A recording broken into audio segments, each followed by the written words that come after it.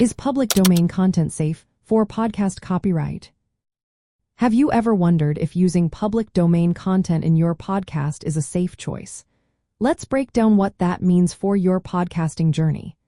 Public domain content is generally safe to use because it is not protected by copyright law.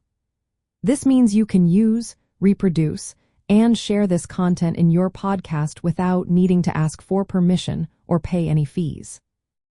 What qualifies as public domain? Works in the public domain include materials whose copyright has expired, those released into the public domain by their creators, and certain works created by government entities, like the United States government. This can be a fantastic resource for podcasters looking to enrich their episodes without the legal headaches.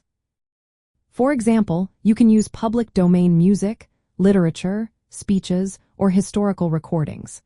Since these materials do not have copyright restrictions, you can incorporate them freely. This can be especially beneficial for those wanting to add variety to their podcast while keeping legal issues at bay. However, it is essential to ensure that the content you plan to use is genuinely in the public domain. Some works may seem to be public domain but still have copyright protection. This is often the case with newer works or specific elements of a work.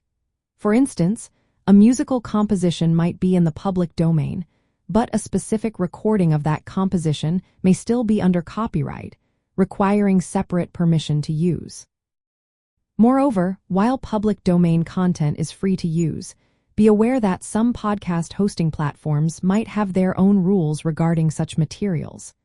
If you decide to place your own podcast content into the public domain, you give up exclusive rights. This means others can use your work freely, which may not align with your business or creative goals.